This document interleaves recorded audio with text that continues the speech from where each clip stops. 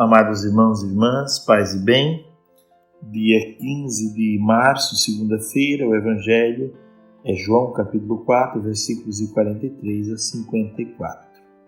Naquele tempo, Jesus partiu da Samaria para a Galiléia. O próprio Jesus tinha declarado que um profeta não é honrado na sua própria terra. Quando então chegou a Galiléia, os galileus receberam-no bem, porque tinham visto tudo o que Jesus havia feito em Jerusalém durante a festa, pois também eles tinham ido à festa. Assim Jesus voltou para Caná da Galiléia, onde havia transformado a água em vinho.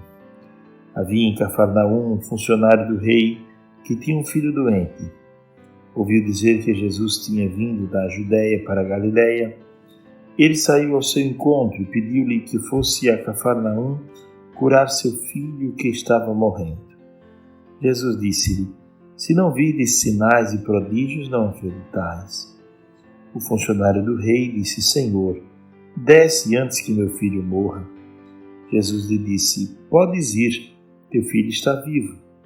O homem acreditou na palavra de Jesus e foi embora. Enquanto descia para Cafarnaum, seus empregados foram ao seu encontro, dizendo que o seu filho estava vivo. O funcionário perguntou a que horas o menino tinha melhorado. Eles responderam: A febre desapareceu ontem pela 1 da tarde. O pai verificou que tinha sido exatamente na mesma hora em que Jesus lhe havia dito: Teu filho está vivo.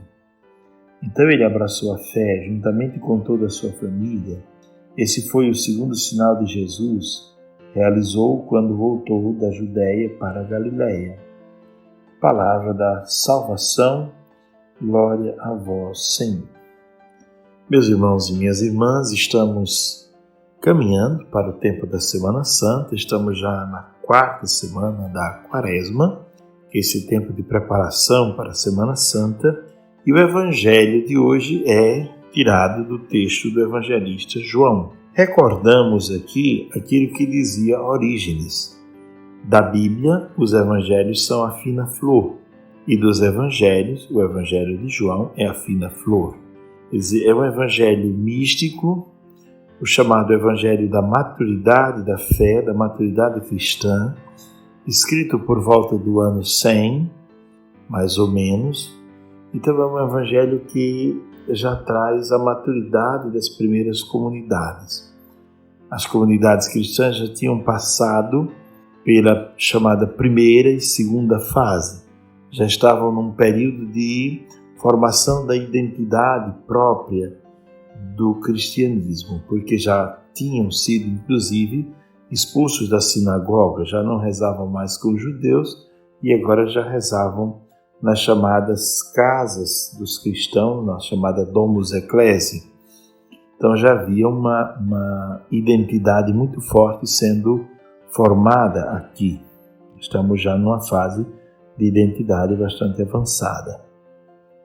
Pois bem, e o texto de hoje nos apresenta Jesus diante de um homem que precisava de uma cura para um filho seu.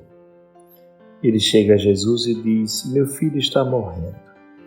E Jesus disse: Se você não ver os sinais e prodígios, você não vai acreditar. Bom, o Evangelho de João, nós lembramos que é o Evangelho dos sinais. São vários sinais. E os sinais não acontecem por acaso. Os sinais acontecem para confirmar a fé e para dar também um senso teológico, dar um caminho teológico a tudo o que está acontecendo. O primeiro sinal que aconteceu foi o sinal das bodas de Caná. E agora estamos diante do segundo sinal de Jesus, o Evangelho dos Sinais.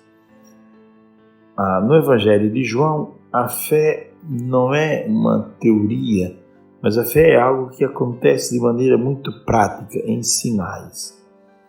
E o sinal aqui em questão é a cura de uma pessoa que estava enferma, que estava com febre. Jesus então declara a cura daquela pessoa e diz o texto que aquele homem que não era que não era cristão, aquele homem que não era ligado ao movimento de Jesus, não era discípulo, ele se converteu juntamente com toda a sua família. Ele era um funcionário do rei. Então, portanto, era alguém que tinha uma outra fé. E aquele homem se converte juntamente com todos da sua casa, depois que experimenta a misericórdia de Deus em uma cura. Amados irmãos e irmãs, esse tempo de Quaresma é um tempo especial de cura também. Um tempo especial no qual o Senhor quer nos curar de todos os nossos desvios espirituais, de todas as nossas mazelas, doenças espirituais, de tudo aquilo que nos rouba da essência, da fé, de tudo aquilo que nos afasta do Deus verdadeiro. Esse tempo da Quaresma é um tempo para organizar a nossa vida interior, organizar a nossa casa interior. Há muita gente buscando um cristianismo que não tem nada de Cristo. Então, nesse tempo da Quaresma, é bom olhar o Evangelho e ver se estamos buscando um cristianismo que realmente tem a ver com Cristo ou se o nosso cristianismo envergonha a Cristo. Ver se estamos tentando viver aquilo que ele ensinou e pregou ou se estamos vivendo de alucinações. É muito importante fazer sempre estas perguntas. Se Jesus estivesse aqui, que orientação me daria sobre isto, ou sobre isto, ou sobre isto, né? E olhar o Evangelho com muita sensibilidade. Um antigo teólogo biblista, dizia que o Evangelho é como uma flor frágil, uma pétala de uma flor, que a gente pode usar e sentir o cheiro, não é? E mergulhar na sensibilidade dele, ou a gente pode simplesmente pisar a flor e passar por cima, sem aproveitar do odor, entre aspas, do cheiro que aquela flor pode transmitir. Então hoje nós somos convidados a rever, repensar, recuperar a nossa vida a partir do odor do Evangelho. Crer que Jesus vem ao nosso encontro para curar as nossas feridas, como curou aquele homem. Hoje eu fiz uma postagem no meu Instagram dizendo justamente isso, que há feridas do corpo que demoram semanas ou meses para serem curadas, mas há feridas da alma e do espírito que levam anos, perturbações que até a gente imagina que não tem cura, porque levam décadas para serem curadas. Esse tempo da Quaresma é um tempo para deixar Jesus vir ao encontro da nossa fraqueza, mas para que Ele cure a nossa fraqueza, dizem os santos padres da igreja, os antigos monges do deserto, apresente a sua fraqueza. Se há alguém de quem nós não podemos e não devemos ter vergonha de apresentar nossas fraquezas, este é Deus. Vejo que na Bíblia o primeiro homem, Adão, ele perdeu o paraíso porque ele foi arrogante, orgulhoso. Poderia ter se apresentado a Deus com toda humildade, mas ele se escondeu de Deus. Ele que vivia nu no paraíso, diz a palavra, o Gênesis, né?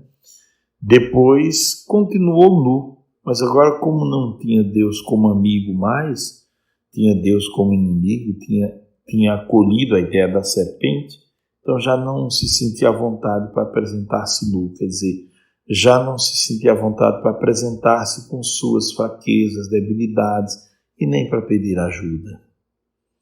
Dai-nos, Senhor, a graça da humildade como porta que possa se abrir para a vivência de todos os outros dons e de todas as outras virtudes.